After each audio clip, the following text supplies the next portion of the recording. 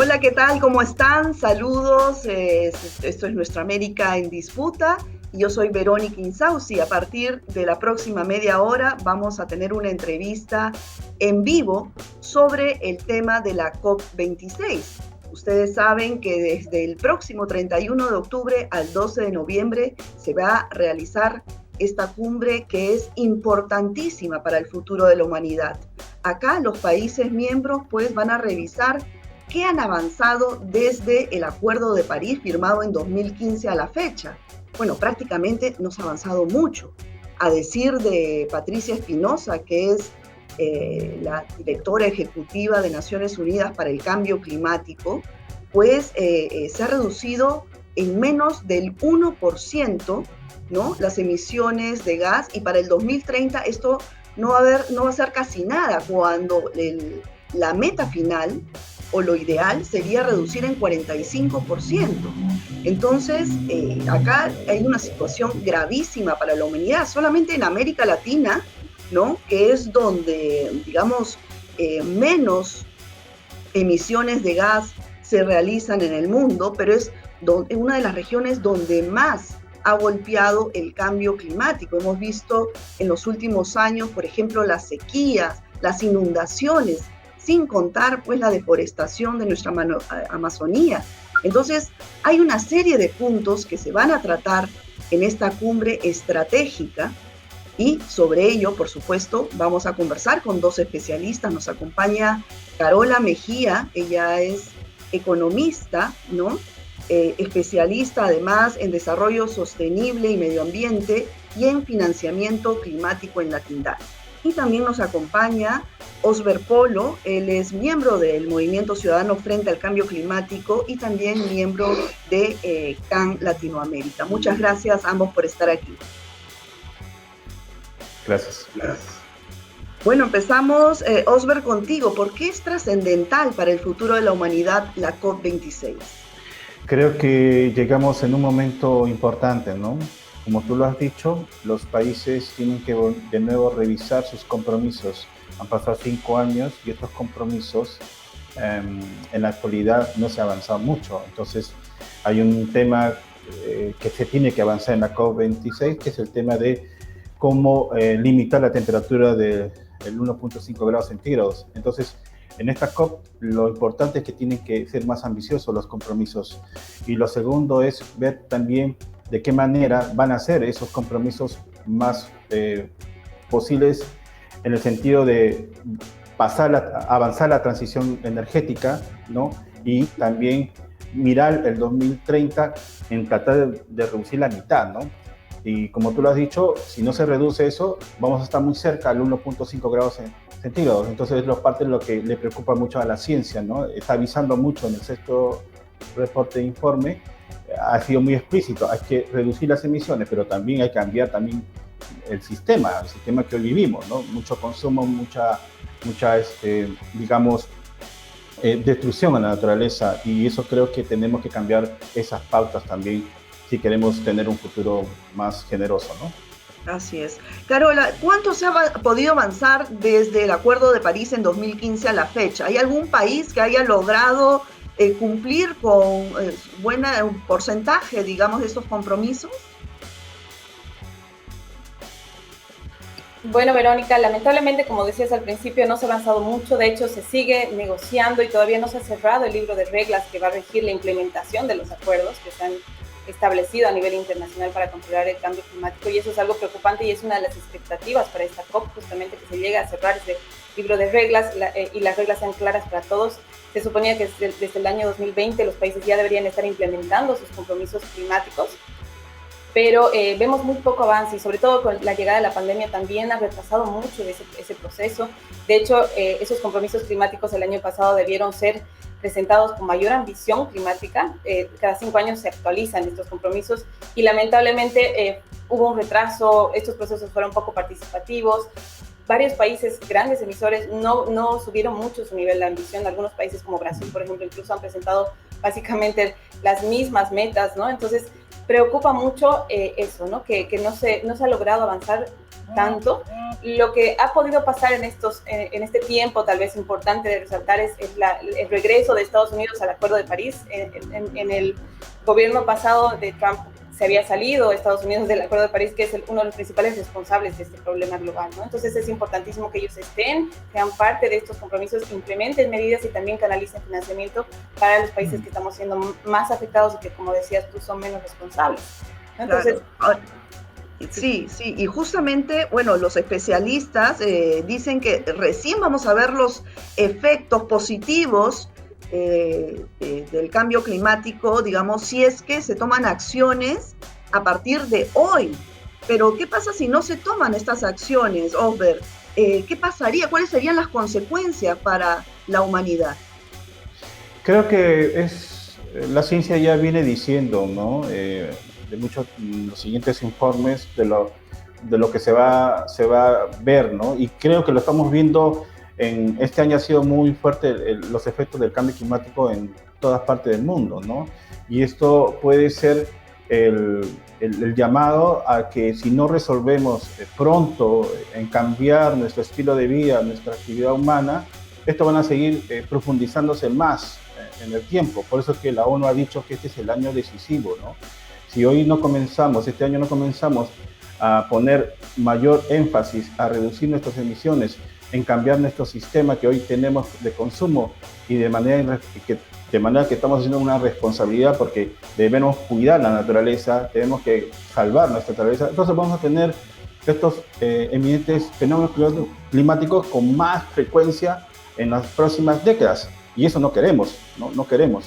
Por eso que se le exige principalmente a los responsables, los que son mayormente los emisores, ¿no? Los países del norte, ¿no? Son ellos los responsables que tienen que reducir más drásticamente sus emisiones, porque los países del sur son los que han hecho más esfuerzos, pero son los más vulnerables. Entonces, ¿dónde está la justicia ahí? Si son los responsables, los mayores emisores que tienen que hacer ese cambio, ¿no?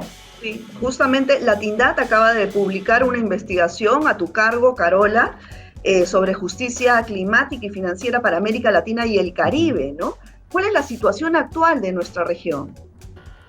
Sí, como bien mencionaba Osber, somos una región altamente vulnerable a los efectos del cambio climático. Lo decías tú, Verónica, al principio, con la frecuencia cada vez mayor de huracanes, inundaciones, sequías, ¿no? Que están afectando obviamente todas nuestras actividades productivas, están afectando a las poblaciones que tienen que en muchos casos migrar de una región a otra, están afectando a la seguridad alimentaria, a la seguridad hídrica, a la seguridad energética. Entonces nosotros hicimos esta investigación para ver cómo está apoyando el financiamiento climático a nuestra región y vimos con mucha preocupación que no se han cumplido las metas que se han trazado a los países más responsables, digamos, de transferir 100.000 millones anuales a los países más vulnerables y menos desarrollados para combatir el cambio climático y para adaptarnos. Y también vemos con preocupación que justamente los flujos han ido más enfocados en temas de mitigación, que es básicamente la reducción de las emisiones y no tanto así para adaptación. De hecho, mitigación recibe 72% del financiamiento y va muy poquito, menos del 20% para adaptación, que es algo que nos preocupa, que más necesitamos en nuestros países. También vemos con mucha preocupación que los mecanismos que se han utilizado para canalizar ese financiamiento principalmente han sido préstamos.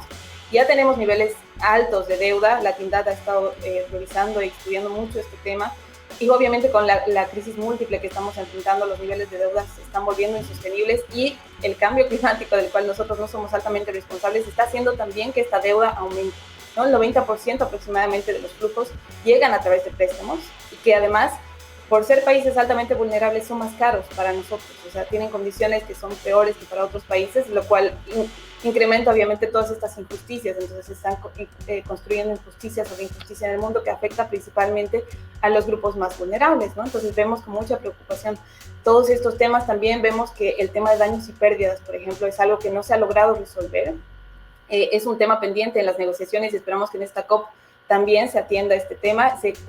Hay un pedido desde los países del sur global de que se establezca un mecanismo financiero para que se nos ayude económicamente a cubrir todos estos gastos, estos daños económicos que está generando el cambio climático en nuestros países, ¿no? Esto muy independientemente o muy al margen del financiamiento que ya está llegando para mitigación y adaptación. Entonces hay muchos temas pendientes en términos de financiamiento. En el marco de la justicia climática, como bien decía Osber, esperamos que los países más responsables sean los que asuman mayores acciones, ¿no? Pero no solo de mitigación, sino también de adaptación. Nos tienen que ayudar a los países del sur que estamos enfrentando, digamos, con mayores desventajas, estos problemas y estas adversidades. Nos tienen que ayudar a adaptarnos a toda esta situación que ya no va a cambiar, ¿no? Y la ciencia nos lo viene diciendo, y el último informe justamente nos indica que hay cambios que son ya irreversibles, ¿no? Por ejemplo, el aumento del nivel del mar, que va a poner en riesgo a los países que están en la costa, ¿no? Y a todas estas poblaciones que están igual en un riesgo muy alto. Uh-huh.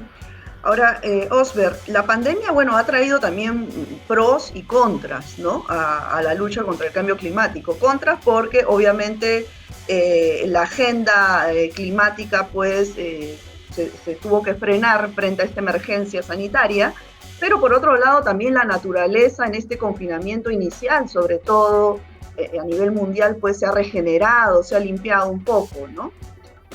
Pero ahora que vivimos, como decía Carola, ya no tenemos vuelta atrás, y vivimos además en esta crisis múltiple a partir del COVID-19, ¿cómo pues hacer una recuperación sostenible, ¿no?, frente a los impactos de la COVID-19? Yo creo que el año pasado, el 2020, creo que todos los países del mundo saben, ¿no?, que esto ya estaba por venir, ¿no? Estamos en un momento de crisis ecológica también, porque estamos maltratando mucho a la naturaleza, ¿no? Entonces yo creo que el 2020 ha sido un momento para que reflexionen los gobiernos a que reorientar sus economías. Si no reorientan sus economías y también el mismo sistema que hoy vivimos, y seguimos maltratando a la naturaleza, seguimos explotando a la naturaleza, seguimos desequilibrando la naturaleza, entonces vamos a tener esta clase de futuras pandemias, ¿no? Justamente la ONU dijo bien claro, ¿no? Hay que restaurar el planeta, hay que restaurar también la naturaleza, y eso pasa también que las políticas de hoy tienen que incluir con mayor propuestas paquetes ambientales, paquetes climáticos. Ya han tenido la oportunidad el año pasado. Tenían la oportunidad los gobiernos de hacer ese esfuerzo, sabiendo que ya la COP no se iba a llevar. Entonces era un gran momento para que los países puedan fortalecer sus acciones, sus programas, ¿no?, para tener acciones concretas, ¿no?, mirando también que ya estamos en un momento de crisis, ¿no? Pero no, todavía siguen pensando en el crecimiento, seguimos pensando en explotar, seguimos pensando en que tenemos que ser el número uno en la economía global, pero se olvidan de que ya el planeta ya no da más y todos los recursos naturales también tienen un límite. Entonces, como dijo el representante de la ONU, estamos en una línea roja, ya estamos cruzando la línea roja, y eso no debemos permitir. Por eso que las organizaciones climáticas y también las organizaciones ambientalistas saben que ese es el momento de cambiar, y pasa también por cambiar nuestras políticas de hoy que tenemos en nuestras economías, ¿no? Tenemos que transitar a una economía más justa, más ecológica, más solidaria y más humana, y es lo que exigimos los movimientos climáticos. Entonces, yo creo que este año y lo que va a ser la COP tiene que demostrar ese papel de fuerza. Si no lo demuestra ese papel de fuerza, entonces los movimientos van a tener que asumir esa tarea que no la están haciendo los gobiernos. Por eso que hay toda una perspectiva en la cumbre de los pueblos que va a haber en Glasgow, que se va a analizar estas alternativas de acción para que nosotros los ciudadanos seamos los que tomemos el poder de la acción. Claro, claro. Carola, ¿tú querías agregar algo a esta pregunta sobre cómo hacer una recuperación sostenible, ¿no?, frente a los impactos de la COVID-19? Sí, exacto. La pandemia ha tenido muchas enseñanzas, ¿no?, muchos desafíos, pero también muchas enseñanzas para la humanidad.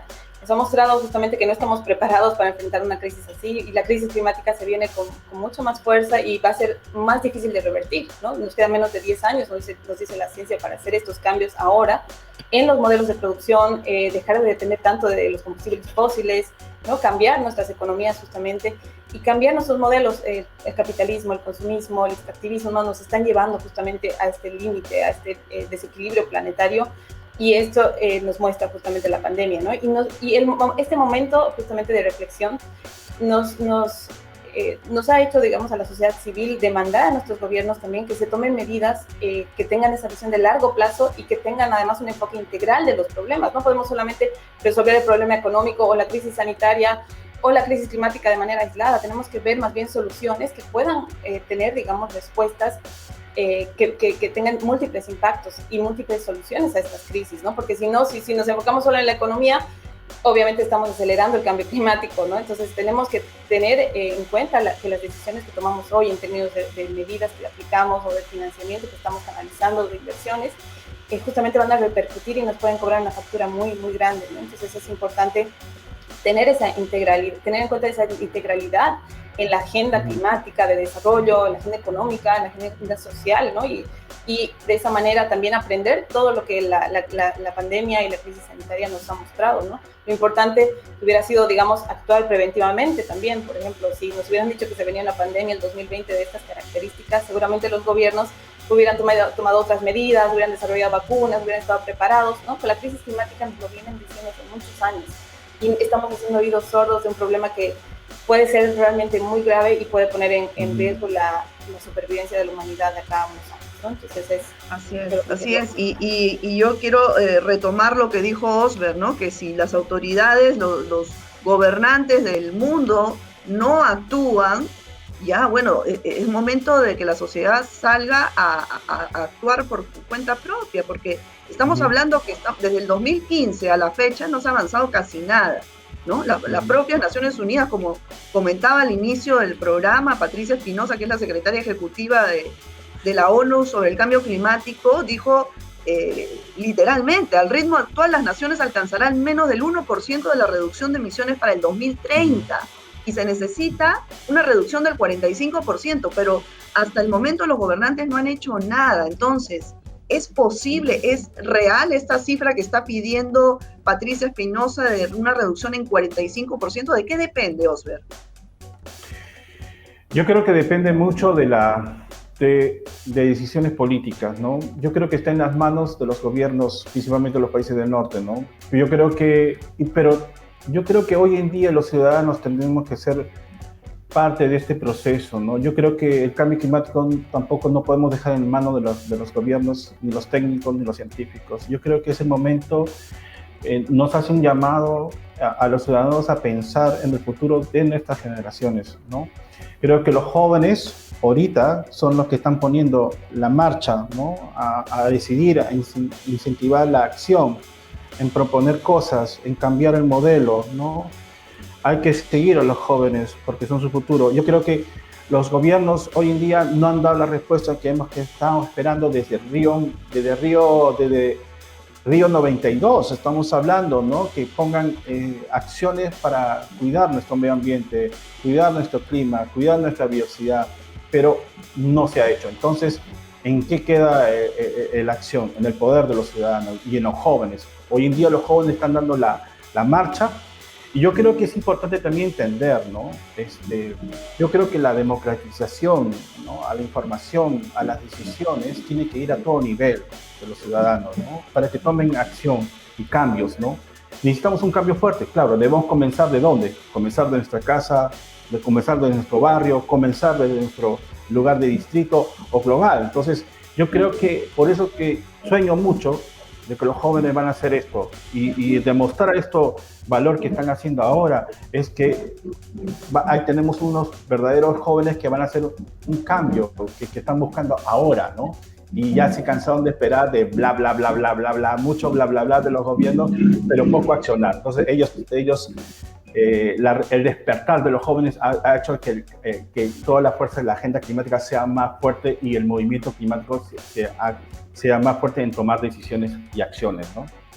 Bueno, de hecho hay un movimiento de jóvenes a nivel mundial, ¿no? Que es esta Fridays for Future, ¿no? Carola, no sé si tú nos puedas ampliar un poco más sobre estas actividades que se hacen. Mañana va a haber un evento a nivel mundial referido a este tema, ¿no? Aparte de la huelga climática global, ¿no? Cuéntanos un poco cómo es este movimiento y cómo ha ido creciendo, no solamente en los países del norte, en Europa, en nuestra región, también en los países se celebra todos los años esta actividad. Sí, exacto. Como decía Osber, los jóvenes han sido los grandes líderes en todo este proceso, ¿no? Quienes no han callado sus voces y están reclamando justamente también en términos de justicia intergeneracional que se les deje un planeta que sea habitable, ¿no? Entonces ellos han iniciado estas campañas de movilización los viernes en el marco del Fridays for Future, inicialmente, digamos, en Europa, después este movimiento se ha ampliado a todo el mundo, y justamente mañana, previo a que inicie la COP, va a haber una gran huelga climática mundial, ¿no?, liderada por ellos, y a la que nos estamos sumando todos los movimientos de sociedad civil, que vamos a tomar, digamos, en muchos casos las calles, vamos a tomar las redes sociales, ¿no? Por ejemplo, nosotros en Latindad formamos parte de una campaña global que indica que no hay justicia climática sin justicia de deuda, ¿no? Justamente por el tema que estamos ya comentando y que comentaba previamente, ¿no? Y queremos hacer mucho ruido y invitamos también a la población a sumarse. No solamente tiene que ser un tema de los jóvenes, tiene que ser un trabajo conjunto y de toda la población. Tenemos que despertar esa sensibilización sobre este tema, sobre este problema global, ¿no?, que nos está afectando a todos y nos va a afectar cada vez más. Entonces va a ser muy importante sumarse a estos movimientos, porque al final sí están teniendo algo de impacto en las decisiones y pueden generar justamente que cambien el rumbo de estas decisiones, que, como decíamos, pues son muy políticas, pero a la vez es un llamado también a toda la población a actuar de manera diferente, ¿no?, a consumir diferente, a producir diferente, al sector privado también, ¿no?, a sumarse a todos estos esfuerzos, porque también hay una responsabilidad muy grande de las grandes corporaciones, ¿no?, sobre todo en el sector petrolero, ¿no?, que también han estado de alguna manera incidiendo en los resultados de estas negociaciones en desmedro del planeta y del futuro del planeta, y es algo preocupante también. Entonces es importante que nos movilicemos, que seamos lo más activos posibles, que cambiemos nuestros hábitos, y que hagamos este cambio, esta transformación que tiene que ser muy rápida. Va a ser todo un desafío, pero tiene que ocurrir ahora. Si no ocurre ahora, estamos realmente poniéndonos al borde de un abismo, ¿no? Y eso es lo que queremos, digamos, transmitir desde los movimientos climáticos, y quienes estamos trabajando bastante en este tema. Así es. Además, bueno, de lo que se puede hacer desde la sociedad civil, desde las organizaciones, desde las empresas, como mencionas, Carola, pero también se tiene que hacer desde los gobiernos, ¿no? Entonces, por ejemplo, bueno, en Europa hemos visto que ya hay este cambio del sistema de vehículos de combustión interna por eléctricos, pero acá en América Latina estamos en pañales en ese tema, ¿no? ¿Qué deberían hacer los gobiernos de nuestra región, Osber? ¿Empezar por dónde? Yo creo que la tarea principal es reorientar principalmente la economía, ¿no? Y eso pasa también por avanzar la transición energética, ¿no? Dejar las energías sucias, ¿no?, que hacen mucho daño al planeta, ¿no? También es avanzar la recuperación de la naturaleza, ¿no? Cuidar los bosques, cuidar la biodiversidad, ¿no?, que son parte del equilibrio ecológico, ¿no? La otra acción que debieran hacer los gobiernos, ¿no?, es tratar también de mejorar y el cuidado también en todo el tema de la lucha contra los residuos sólidos, ¿no?, que también emana, también genera emisiones, ¿no? Y yo creo que también es importante también democratizar el debate también, hacer que también la mayoría de los ciudadanos participen en todo este debate, ¿no?, para que puedan también sentir el cambio, ¿no? Si no hay mensajes como que los políticos digan, en un mensaje que diga, así como han hecho para dar mensajes como protegernos del COVID, debiera haber mensajes políticos que digan en una mañana, tenemos que cambiar, tenemos que tomar actitud, tenemos que hacer estas acciones para proteger nuestro planeta. Si vieran esos mensajes, estaríamos haciendo acciones muy concretas, ¿no? Pero si no las hay, y eso pasa también porque también la educación, ¿no?, fomentar la educación, y algo que no se está haciendo mucho, ¿no?, el tema de la educación ambiental, en el compromiso que tiene que tener un ciudadano para cuidar el ambiente, en cuidar el planeta, ¿no?, en cambiar sus hábitos, como ha dicho Carola. Son cosas importantísimas. Son medidas que se tienen que tomar para concientizar a la mayoría y que la población actúe en consecuencia, ¿no? Ahora, claro, nos queda muy poco tiempo. Una última pregunta para Carola. Yo me quedo con esta frase, Carola, que mencionaste hace unos minutos: no hay justicia climática sin justicia de deuda, ¿no? ¿Cuáles son los principales desafíos en términos de financiamiento climático y cuál es la relación con el tema de la deuda? Sí, como bien lo mencionaba antes, bueno, hay una responsabilidad, una deuda climática que tienen los países del norte, ¿no?, que se han comprometido a canalizar financiamiento hacia los países más vulnerables, y como lo mencionábamos, no se está cumpliendo esa meta, ¿no? En esta COP se tiene que establecer justamente una meta mayor, y que sea además algo que puedan cumplir y que no genere más deuda, porque lo que hemos visto en América Latina, por lo menos, es que la mayoría de esos flujos de financiamiento que están yendo a mitigación y adaptación vienen en forma de préstamo. Entonces ya no podemos nosotros lidiar con más deuda. La deuda en América Latina ya es un problema. No podemos responder a esta otra crisis climática, digamos, aumentando nuestros niveles de deuda, que ya son altos, y eso es lo que justamente queremos, ¿no? Queremos que se entienda justamente esa relación que existe entre esas crisis, la crisis de deuda, la crisis climática, y que se construya con más justicia. Justamente queremos que se utilicen otros mecanismos, que se reestructura la arquitectura financiera, ¿no? Que se destine mayor financiamiento también a temas de adaptación, de daños y pérdidas, que son los que nosotros como países más vulnerables necesitamos con mayor urgencia. Entonces, ese es un llamado y un pedido importante. Y también, considerando este tema de la deuda, cuando un país sea afectado por los eventos extremos como huracanes, sequías, creo que también se considere reestructurar o tal vez suspender las deudas que ya son injustas, ¿no? Y que estos países obviamente no van a poder pagar. Entonces son varios temas ahí que nosotros hemos puesto en la agenda, hemos puesto en este informe y les invitamos también a revisar. Así es. Bueno, Carola, muchísimas gracias. Osber, igual. Nosotros vamos a estar pendientes de lo que ocurra a partir de este 31 de octubre al 12 de noviembre en esta cumbre COP26 que se va a realizar en Escocia, estratégica, importantísima para el futuro de la humanidad. Muchas gracias a ambos por estar aquí. Muchas gracias a ti, Verónica. Gracias. Un gusto. Un saludo a todos. Gracias, muchas gracias. Bueno, amigos, espero que les haya sido interesante este programa. Recuerden que también desde la acción de cada uno de nosotros en el día a día, pues podemos ayudar a preservar el medio ambiente y el futuro de nuestra humanidad. Así que depende de todos nosotros. No esperemos que los gobernantes resuelvan todo, porque vemos que no lo resuelven nunca. Así que nosotros a poner acción en ese sentido, en nuestras casas, en nuestros trabajos, en nuestros barrios, y así pues vamos sumando y multiplicando. Bueno, cuídense mucho y nos vemos la próxima semana. Chao.